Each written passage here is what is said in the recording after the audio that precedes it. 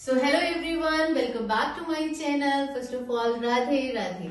So hope everything is going very well with you. So now today the next topic what we are going to start is the production possibility curve. Very important topic. Curve. इस topic को समझने से पहले जो main base है इस topic का that we need to understand first which is opportunity cost.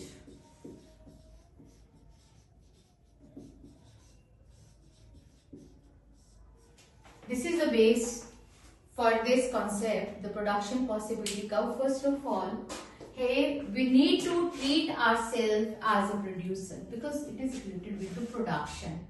So economics में जब भी हम कोई थ्योरी पढ़ते हैं या कोई कॉन्सेप्ट पढ़ते हैं तो first of all we need to see कि हम उसको प्रोड्यूसर पॉइंट ऑफ व्यू से देखेंगे या कंज्यूमर पॉइंट ऑफ व्यू से देखेंगे. तो first we need to treat ourselves as a producer, then we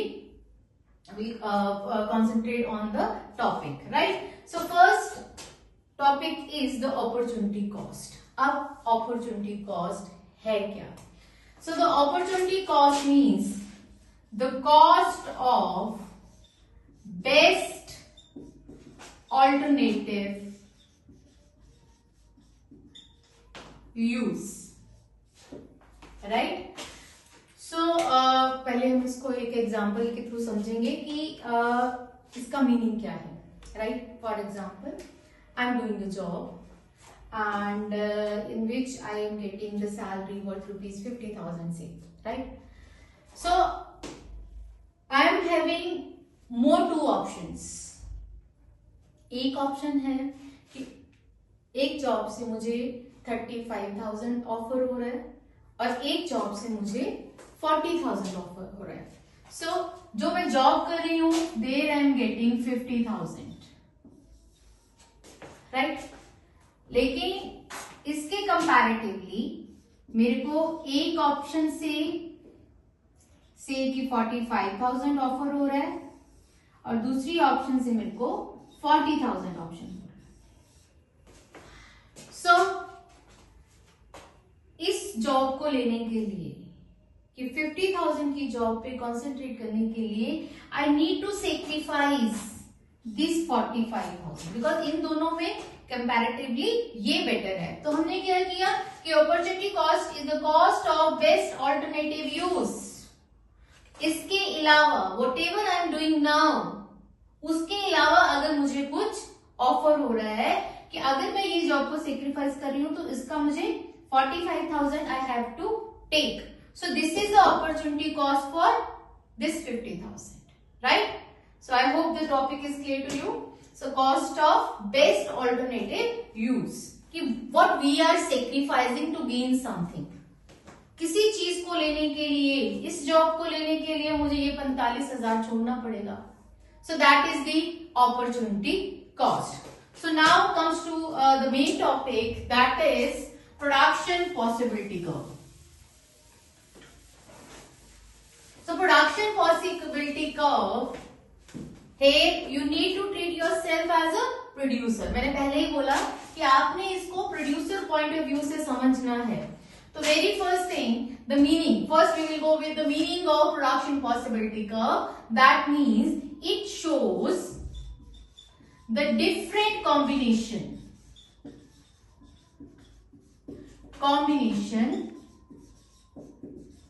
of two goods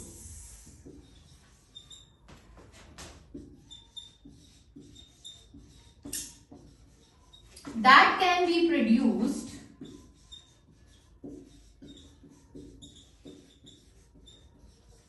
within given resources and technology.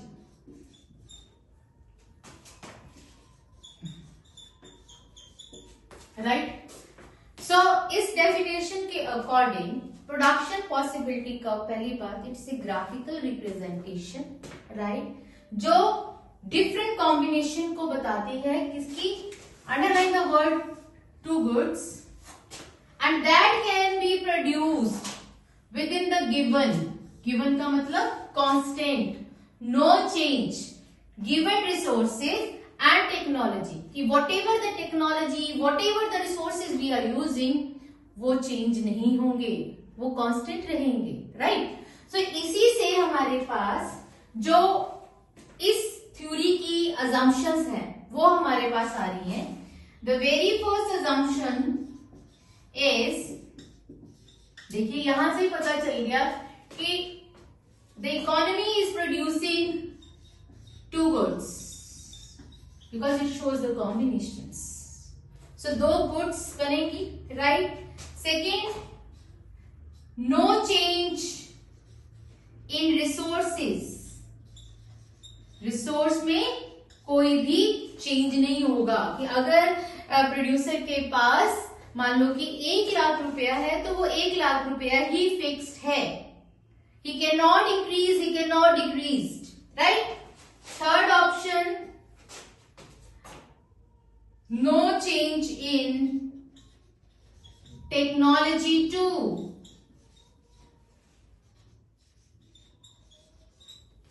जो टेक्नोलॉजी प्रोडक्शन में यूज हो रही है वो भी सेम रहेगी, है ना। अब देखो अगर हम वर्ड यूज करते हैं टेक्नोलॉजी, तो technology are always for the betterment of the production, कि जिससे हमारी कॉस्ट कम हुएगी, राइट। लेकिन इस थ्योरी को अंडरस्टैंड करने के लिए वी अज्यूम दैट कि इन बिटवीन हम टेक्नोलॉजी में कोई चेंज नहीं कर सकते, ठीक। And fourth and very very important the feature or the assumptions of the theory is the resources are not equally efficient for the production of both the goods, right? अब जो भी resource हैं, आप जो भी यूज कर रहे हो, फॉर एग्जांपल रिसोर्स में आप ह्यूमन रिसोर्स की बात कर लीजिए, कि अगर हम जो भी लेबर यूज कर रहे हैं, है ना, मान लो कि हमने 2 प्रोडक्शन करनी है, एक है production for wheat and another is the production of rice, right. So जो रिसोर्स हम यूज कर रहे हैं, सो मान लो कि that particular person is more efficient for the production of rice, right, and less efficient for the production of wheat, right. So it means कि अगर हम सारे के सारे रिसोर्स हम राइस की प्रोडक्शन में लगा देंगे तो उसकी बंदे की प्रोडक्टिविटी ज्यादा होगी, और अगर उसी एम्प्लॉय को, उसी लेबर को हम व्हीट की प्रोडक्शन में लगाते हैं तो उसकी प्रोडक्टिविटी कम होगी, बिकॉज कि वो व्हीट की कंपैरेटिवली राइस की में ज्यादा एफिशिएंट है, राइस की प्रोडक्शन करने में उसके पास ज्यादा you can say that proficiency है। So this is the another assumption for this production possibility curve, right? So I hope these assumptions are very clear to you. इसी से हमने ये assumption निकाली है जो हमने मेन इसकी definition की है। So I hope this topic is very very much clear to you. So now we will proceed with the next that is the how we draw the diagram for the production possibility curve. So this is all about the tabular and the diagrammatical presentation of the production possibility curve, right? So from my experience I want to tell you कि जब भी हम exam में, I'm talking about exam, right? There we need to save the time also. हमने अपने time को भी साथ साथ में बचाना है। उस वक्त we need to give the tabular presentation in a very very nice way.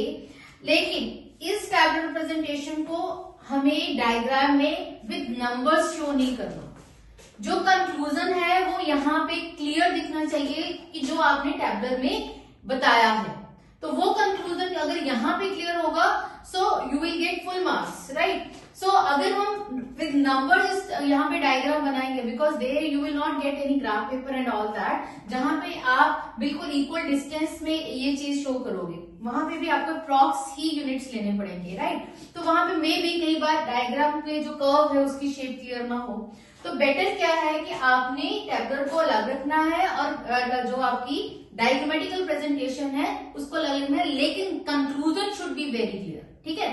तो नाउ कम्स टू दिस, अभी देखिए in this two goods, good X and good Y, producer has to produce good X and good Y, resources are constant, technology is constant, no change. So अगर यहां से हमने क्या observe किया कि अगर सारे के सारे रिसोर्स गुड एक्स पे लग जाते हैं तो प्रोड्यूसर 21 यूनिट बना रहा है, 21।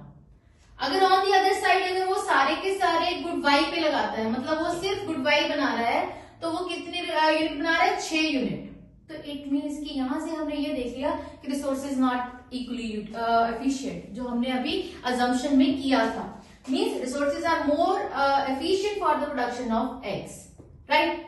अभी फर्स्ट में ए कॉम्बिनेशन में आप कोई वाई की प्रोडक्शन नहीं हो रही, सिर्फ एक्स की हो रही है, राइट।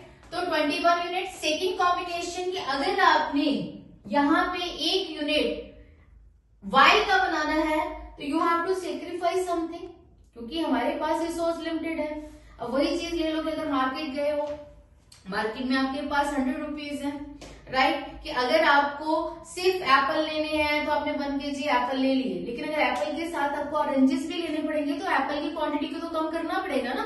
तो वही चीज है, that is marginal rate of transformation, कि अगर आप रिसोर्स को एक्स से वाई पे शिफ्ट कर रहे हो तो आप एक्स के कितने यूनिट छोड़ रहे हो, सेक्रीफाइस कर रहे हो, जो हमने अपॉर्चुनिटी कॉस्ट की बात की। तो पहले में आपने एक गेन किया, this is gaining and sacrificing ratio, कि एक गेन करने के लिए आप एक सेक्रीफाइस कर रहे हो, अगले में आप एक गेन करने के लिए 2 का सेक्रीफाइस कर रहे हो, 2 यूनिट्स। यहाँ पे 1 का किया, यहाँ पे एक एक्स्ट्रा बनाने के लिए व्हाट यू आर सेक्रीफाइसिंग 2, तो यहाँ पे रेट ये हो गया। आगे अगर हमने एक और एक्स्ट्रा यूनिट बनाना है तो व्हाट वी आर सेक्रीफाइसिंग, यहाँ पे हम कितने 3 यूनिट और छोड़ रहे हैं, यहाँ पे हम 3 यूनिट छोड़ रहे हैं एक एक्स्ट्रा लेने के लिए। ऐसे ही वी गॉट टू कंक्लूजन कि जैसे जैसे हमने वाई की प्रोडक्शन का एक एक्स्ट्रा यूनिट बनाया, जो हमारा सेक्रीफाइस रेट था दैट गोज ऑन इंक्रीजिंग, वो अपॉर्चुनिटी कॉस्ट बढ़ रही है। So that is the law of increasing marginal opportunity cost, कि एक एक्स्ट्रा बनाने के लिए what you are sacrificing that will be on increasing rate, right? So this is the base for the curve shape. So here we can observe कि here good y and here good x. When we increase one single unit of y production, the sacrifice is this. यहां से हम यहां पे आगे first combination ये है ना, तो ये कॉम्बिनेशन इतने यूनिट x के बन रहे हैं और इतने y के बन रहे हैं, लेकिन जब हम एक एक्स्ट्रा यूनिट बना रहे हैं तो see the sacrifice this much and this rate goes on increasing. ये जो रेट है, ये जो सेक्रीफाइस है, कंपेयर टू दिस, इस रेट के साथ कंपेयर करो, पहले कम था फिर ज्यादा दिखाया फिर बहुत ज्यादा दिखाया, मतलब ये इंक्रीज हो रहा है ना। So that is the reason, basic reason for this shape for PPC, right. So this is all about the tabular and the diagrammatical presentation of PPC. अभी यहाँ पे हमें इसके फीचर्स पता चल रहे हैं, पीपीसी के फीचर्स पता चल रहे हैं। तो very first feature of the PPC is, हमें दिख रहा है ना कि इट इज डाउनवर्ड स्लोपिंग, ये डाउनवर्ड जा रही है ना यहां से, see downward sloping. So very first PPC is downward sloping. Why it is downward sloping? Because for increasing the production of one good, we need to sacrifice another. We need to decrease the production of another because of given resources and technology. So this is the reason question may come कि why PPC is downward sloping. तो वहां पे आप क्या लिखोगे? Because हमारे जो resource है वो constant है, उसमें change नहीं कर सकते। अगर हमने प्रोडक्शन x से y में शिफ्ट करनी है, हमने y की प्रोडक्शन भी करनी है, उसको बढ़ाना है, तो हमें गुड में x में प्रोडक्शन में कमी करनी पड़ेगी। So that's why PPC is downward sloping. And the second is PPC is concave shaped. Why it is concave shaped? क्यों ऐसी शेप है? Because law of increasing marginal opportunity cost, ये जो sacrifice rate बढ़ रहा है, due to this the PPC is concave shaped. अगर यही रेट कम हो तो वहां पे ये कन्वेक्स शेप में आ जाएगी, लेकिन दिस हमने अज्यूम कर लिया है कि resources are not equally efficient, this is more beneficial for the production of X as compare to the production of Y, so that's why PPC is concave shape. So this is all about the PPC, right. So PPC में इसके हम और भी नाम है, PPC can be called as the production possibility boundary, production possibility curve, production possibility transfer, that is production possibility frontier. Another name is the transformative curve. So these are the different names for the same concept, production possibility curve. So don't get confused कि अगर paper में कोई दूसरा नाम आ जाए तो the concepts are almost the same. So this is all about the tabular and diagrammatical presentation of PPC. So I hope these things are clear to you very much. So this is all about when there is a change in PPC, right? Although we have discussed कि constant resources and same technology we use, तो PPC कब change होगा? Naturally कि अगर हम ये जो assumption को side पे कर दें तो PPC में तभी change हो सकता है कि जब very first topic is the shifting of PPC. PPC में shifting कब होगी? When there is a change in resource, right? अब resource मान लो कि you are having 100 rupees और the cost of a product is say कि 20, right? So how many units you can produce for a 100 divided by 20? You can produce 5 unit. ठीक है? अगर ये resource बढ़ के 200 पे आ जाएंगे तो naturally आपकी production capacity भी बढ़ के 10 पे चली जाएगी, 200 divided by 20 that is 10. So this is all about when there is a increase in resources. So when resources increase, naturally the production capacity for both the goods will increase. X का भी बढ़ जाएगा, Y का भी बढ़ जाएगा, so PPC will shift upward. And on the other side जब resource 100 से कम होके 50 पे रह जाए तो आपकी production capacity भी 50 divided by 20 that is 2.5. 5 से कम होके कहां पे चली जाएगी? 2.5. So in this case the production possibility curve will shift backward. So this is all about the shifting of PPC. कि PPC कब shift होगी?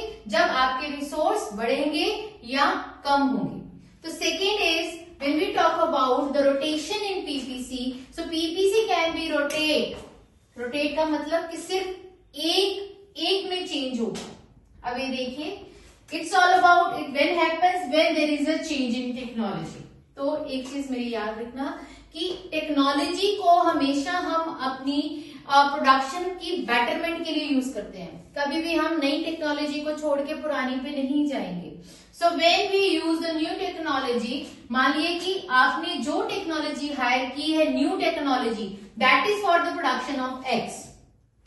तो अगर आपको पहले आपके पास मान लो कि 100 रुपीज है, तो due to that technology whatever you are earlier using, उसकी वजह से आपको 20 पड़ रही है कॉस्ट, तो आप कितने यूनिट बना पा रहे हो? 5 यूनिट, राइट। अब रिसोर्सेज आर सेम बट आपने नई टेक्नोलॉजी हायर कर ली, किसके लिए? गुड एक्स के लिए। वाई के लिए you haven't any new technology. So आपको जो नई टेक्नोलॉजी लाने से आपकी जो कॉस्ट है वो 20 से कम होकर 10 पे आ गई, तो आपकी प्रोडक्शन कैपेसिटी गुड एक्स के लिए कितनी रहेगी? 5 से बढ़ के कितना हो गया आपका? 10 आ गई ना, तो 10 यूनिट्स आपकी 100 डिवाइड बाय 10, पहले 20 कॉस्ट थी तो 5, अब 10 कॉस्ट पड़ रही है because of hiring the new technology, तो आपका जो है production capacity for X is increasing. So this is a rotation when Y में there is no change, because आपने जो टेक्नोलॉजी हायर की है किसके लिए की है? एक्स के लिए। सो सेम केस हैपन है कि अगर आपने एक्स के लिए नहीं नई टेक्नोलॉजी ली, आपने जो न्यू टेक्नोलॉजी अपडेट की है वो वाई की प्रोडक्शन के लिए की है, तो वाई की cost of production will decrease, so production capacity will increase. So this is all about the change in PPC, the shifting in PPC and the rotation in PPC. So I hope this is clear to you, right? So the next topic now comes to the another one. So another topic. So here यहाँ पे आपको different combination दिख रहे हैं good X और good Y के, right. So combination A B C, what it shows, it is on the PPC. अब हमने जब रिमेंबर द टॉपिक व्हेन जब हमने किया था कि अजम्पशन में the resources are efficiently utilized, right? So the combination on the PPC shows the best and the fuller utilization of resources. कि अगर हमने अपने रिसोर्स को बिना किसी वेस्टेज के यूज किया है, मैक्सिमम यूज किया है, only then we can produce this combination. So ABC combination shows the best utilization of resources. कि अगर हमने अपने रिसोर्स को बेस्ट वे में यूज किया है, only then we can produce those combination which is on the PPC, right. Combination D, this is our production possibility curve. It shows all those combination which we can produce, जो हमारी limit के अंदर है. Whatever the resources, whatever the technology we are having, उससे हमारा जो area है वो ये वाला है. सो ये जो एरिया है इसके अंदर कोई भी कॉम्बिनेशन वी कैन प्रोड्यूस, और इसके बाहर like combination D we can not produce. This is unattainable area. इसको क्या बोलेंगे? Unattainable area that we can not produce. And ये वाला एरिया अटेनेबल एरिया जो हम बना सकते हैं. ये वो कॉम्बिनेशंस है पीपीसी के अंदर. Inside the PPC shows all those combination which we can produce, but on the PPC best utilisation, no wastage inside the PPC, like combination A, that also we can produce, but it shows the under utilisation of resources, कि हमने अपने resource को under utilise किया है, efficiently use नहीं किया. So this shows the under utilisation. Inside the PPC under utilisation but attainable, on the PPC best utilisation, और PPC के बाहर beyond the PPC unattainable. Those combination we can not produce, right. So this is all about this topic, the production possibility curve. Right? So with this we are completing today's lecture, right? So hope the things are very clear to you now. So in the next video we will start the next chapter, right? There we will start the consumers theory, right? So hope you all will be cleared with this. So with this now we are getting over with this concept. Thank you so much. Radhe Radhe.